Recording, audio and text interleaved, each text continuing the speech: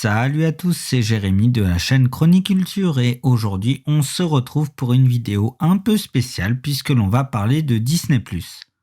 Comme vous le savez, le 24 février sort Star, le nouvel univers de la plateforme, avec des contenus plus adultes. Et c'est à cette occasion que j'ai eu l'idée de réaliser une vidéo en commençant par un bilan de la plateforme sortie en Europe il y a quasiment un an pour ensuite détailler les changements apportés par Star. Allez, c'est parti!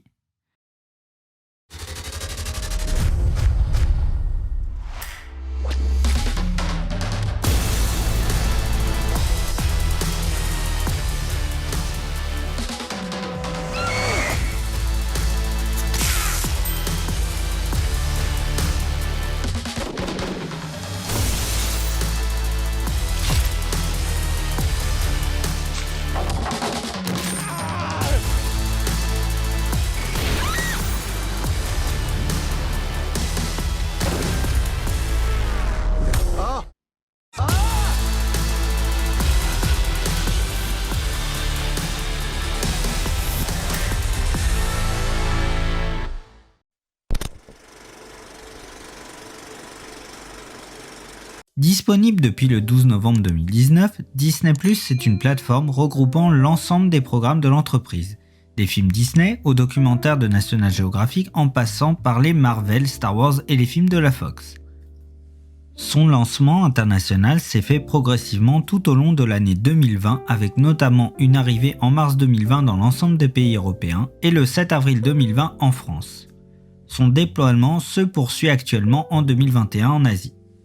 Sur un plan comptable, Disney+ peut être considéré comme un succès puisque l'entreprise revendique plus de 95 millions d'abonnés à travers le monde et a d'ores et déjà atteint les objectifs fixés pour l'année 2024. De même, son catalogue est assez impressionnant puisqu'il inclut une bonne partie des films Disney, donc les classiques, les films, les courts-métrages et même les téléfilms de Disney Channel, des films et séries de l'univers Marvel et Star Wars, mais également des films issus de la 20th Century Fox.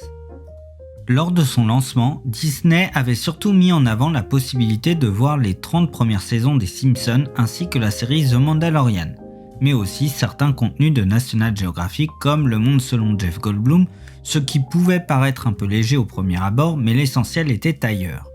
Disney voulait susciter la nostalgie et sur ce point, c'était très réussi. À titre personnel, j'ai été ravi de retrouver certains programmes que je regardais sur Disney Channel quand j'étais plus jeune. Je pense notamment à des dessins animés comme La Cour de récré ou Doug, mais aussi à des téléfilms comme La Maison du Futur ou encore Mon clone et moi. C'était précisément ce que je voulais retrouver sur une plateforme comme Disney+, lorsqu'elle avait été annoncée et sur ce point je n'ai pas été déçu. Ce qui fait la force de son catalogue, c'est que tout est fait pour contenter tout le monde, et c'est assez plaisant. Par rapport à un Netflix qui a revu son positionnement ces dernières années en proposant des œuvres grand public mais aussi des contenus plus pointus comme des films de la nouvelle vague ou des mini-séries comme Le Jeu de la Dame, Disney assume pleinement son côté grand public. C'est pourquoi la comparaison entre les deux plateformes ne me semble pas vraiment pertinente. Au niveau des points forts, la plateforme dispose d'un joli design, les photos illustrant les films sont superbes et le catalogue est assez bien référencé car bien séparé en thématiques ou collections. Néanmoins, son excellent bilan est à nuancer, notamment concernant la France. Voilà pourquoi. Comparé aux autres pays, la France a la particularité de disposer d'une loi sur la chronologie des médias, ce qui impacte considérablement le catalogue en privant les utilisateurs des contenus les plus récents. Puisqu'avec cette loi, il faut attendre 3 ans pour qu'un contenu puisse être disponible sur les plateformes. Je vais expliquer très rapidement en quoi consiste cette loi, donc elle définit l'ordre et les délais dans lesquels les diverses exploitations d'une œuvre cinématographique peuvent intervenir, c'est-à-dire de sa sortie au cinéma à sa diffusion sur les différents supports, donc les DVD, la télévision et les différentes plateformes. Cette loi est très critiquée sur les réseaux sociaux car jugée très contraignante et constitue même l'argument principal de certaines personnes qui affirment qu'il n'y a presque rien sur la plateforme. Évidemment, c'est absolument faux, si la chronologie des médias empêche l'arrivée du contenu récent, ce n'est pas pour autant que la plateforme ne dispose pas d'un contenu intéressant. Encore faudrait-il se donner la peine de le chercher. Je ne vais pas axer ma chronique sur cette loi, mais même si elle peut paraître un peu contraignante, elle est malgré tout nécessaire puisqu'elle protège le cinéma français. Néanmoins, il faut quand même reconnaître que ce dispositif n'est plus vraiment adapté à la crise que nous connaissons aujourd'hui. C'est pour cette raison qu'un assouplissement de la loi est à l'étude. Le gouvernement souhaiterait l'assouplir. En contrepartie, les plateformes devront investir dans des programmes locaux. D'un point de vue technique, la plateforme Disney+ est une très grosse déception. Certes, l'interface est très jolie, mais les images sont beaucoup trop lourdes, à l'image de ce que vous voyez sur les captures que j'ai réalisées pour la chronique. Les ralentissements que vous voyez ne sont pas dus à ma connexion internet, mais bien à la plateforme. Le service est plombé par un nombre incalculable de bugs qui ne sont toujours pas réglés depuis 1 an. Je veux bien entendre que lors de son arrivée, nous étions en plein confinement, mais aujourd'hui c'est difficilement acceptable. D'autant plus que sur PS4, la plateforme a une collection impressionnante de bugs, allant du crash à un bug de langue quand on reprend la lecture. Il y a eu beaucoup de patchs, mais les problèmes sont toujours là.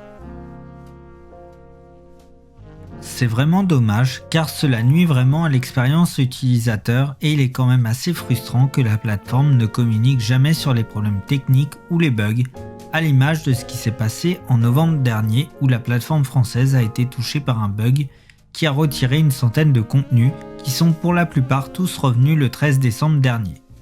Les différents comptes de la plateforme n'ont jamais relevé l'information, préférant faire comme si de rien n'était en partageant des visuels sur le contenu de la plateforme. Je remercie le site Chronique Disney pour leurs articles évoquant le sujet, sans eux on aurait vraiment été dans le flou. Vous l'aurez compris, en termes de communication le bilan est vraiment mitigé. Si la plateforme communique assez bien sur les prochaines sorties avec des visuels percutants, il faut quand même avouer que le reste de sa communication laisse vraiment à désirer, surtout quand on les contacte en raison d'un problème particulier et que le community manager se contente simplement de nous répondre en nous transmettant un message automatique, nous renvoyant vers un formulaire en ligne. Je trouve que c'est un manque de respect incroyable et que ça fait un peu désordre venant d'une compagnie aussi prestigieuse que Disney. Malgré tout, Disney+ reste une plateforme intéressante qui n'a pas encore montré tout son potentiel et c'est précisément à l'approche de ces 1 an qu'elle se voit agrémentée d'un nouvel univers, Star, que je vais vous présenter dans un instant.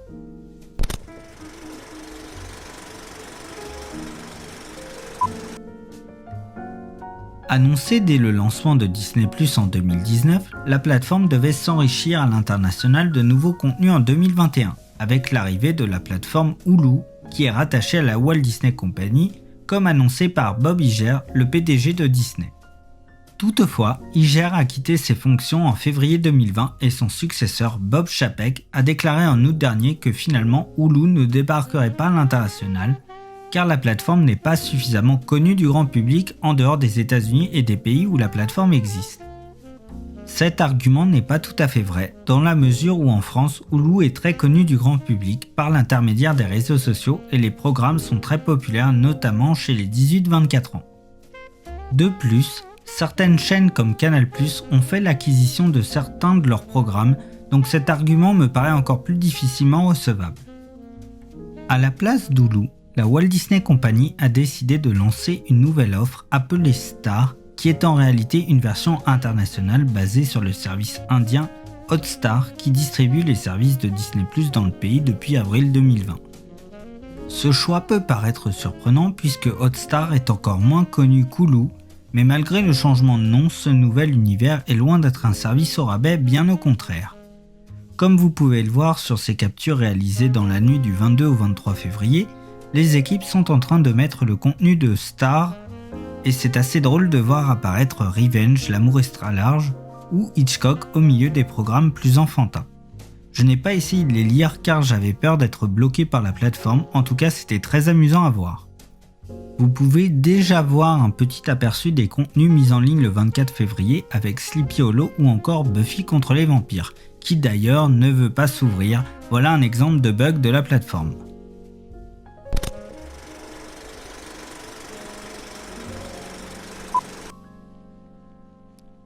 Pour vous présenter Star, je me suis déconnecté volontairement pour que vous puissiez voir les changements car ils sont nombreux. Comme vous pouvez le remarquer au-dessus de mon profil, il y a un petit cadenas qui bloque l'accès à mon compte. C'est tout à fait normal puisque l'arrivée de Star s'accompagne d'un nouveau système de classification et de contrôle parental. Par défaut, Disney+ vous demande de créer un code PIN pour sécuriser votre compte et d'éviter qu'un enfant tombe sur du contenu explicite. Rassurez-vous, vous pouvez le désactiver dans les paramètres si vous êtes seul à utiliser la plateforme, car c'est très pénible de rentrer son code PIN à chaque fois.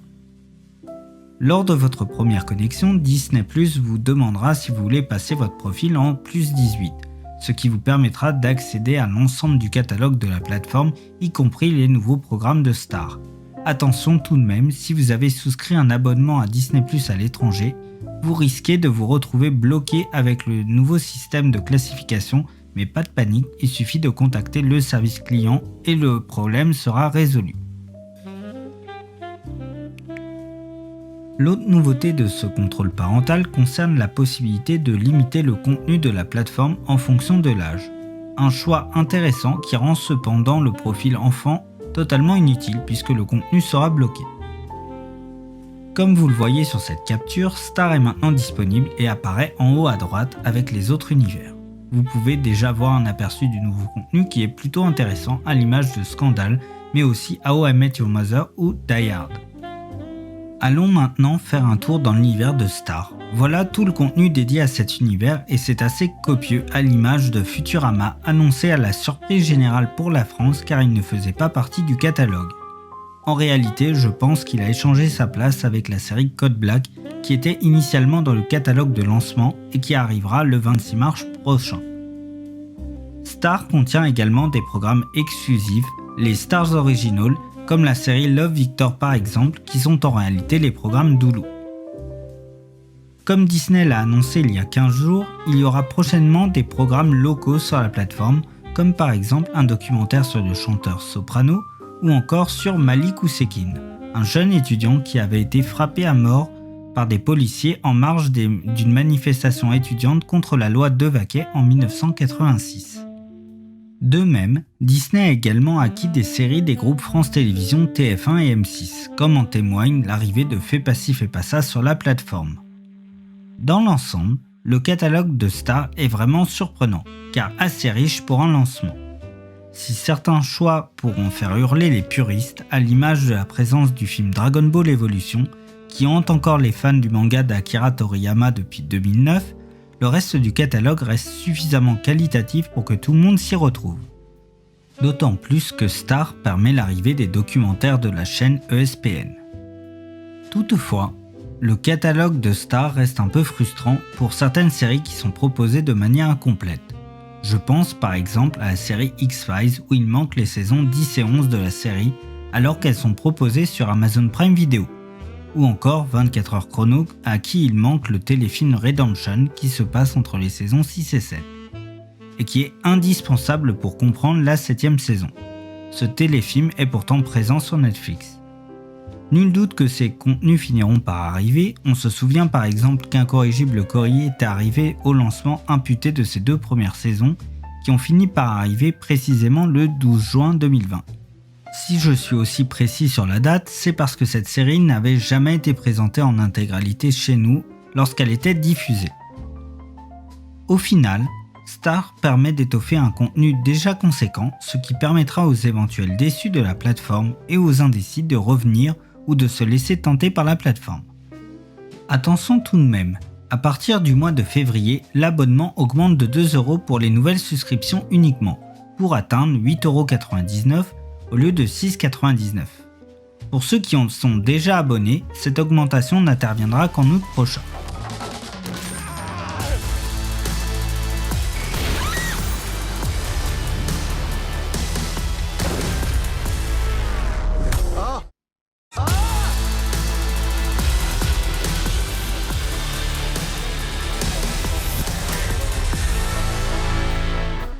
Voilà, c'est tout pour aujourd'hui. Merci d'avoir regardé cette vidéo et on se retrouve très bientôt pour une nouvelle chronique.